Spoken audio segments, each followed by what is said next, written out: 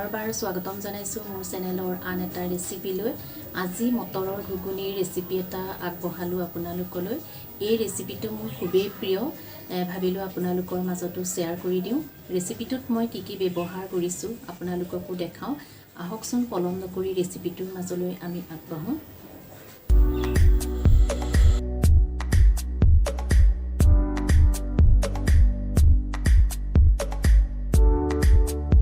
দুশ 50 গ্ৰাম মটৰ মই 4 ঘণ্টাৰ বাবে তিয়াই ৰাখিছিলোঁ। এটা মিডিয়াম সাইজৰ আলু মই পিচ পিচকৈ কাটি লৈছোঁ। তিয়াই ৰখা মটৰখিনি ভালদৰে ধুই এয়া কুকাৰত দি ল'লোঁ। পিচ কৰি থোৱা আলুখিনিও দি দিলোঁ। পানী দিছোঁ আন্দাজ অনুসৰি।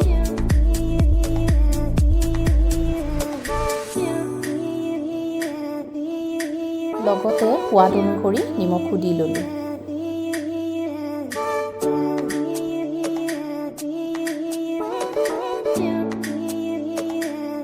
এতিয়া বইলৰ কাৰণে গেছত মই 4টা চিটি অহালৈকে কুকাৰটো পাতি দিলোঁ।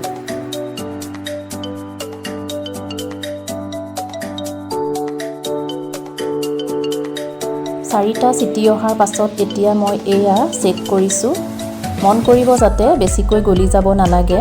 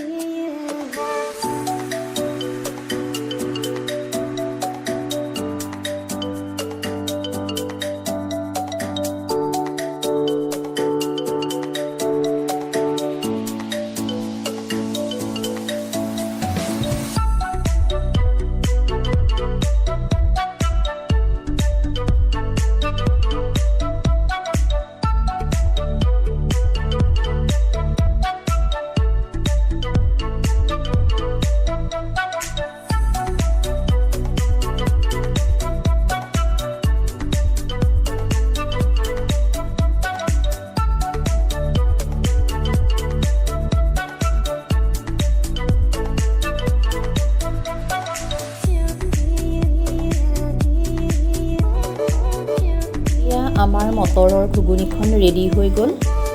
আপোনালোকেও ট্ৰাই কৰিব আৰু কেনে পায় মোক এটা কমেণ্ট কৰি জনাবলৈ একেবাৰে নাপাহৰিব। মোৰ চেনেলৰ নটিফিকেশ্যনসমূহ যদি আপোনালোকে প্ৰথমেই পাব বিচাৰে তেনেহ'লে প্লিজ মোৰ চেনেলটো ছাবস্ক্ৰাইব কৰি দিব আৰু কাষতে থকা বেলটো এবাৰ টাচ কৰি অল কৰি ৰাখিব। ধন্যবাদ।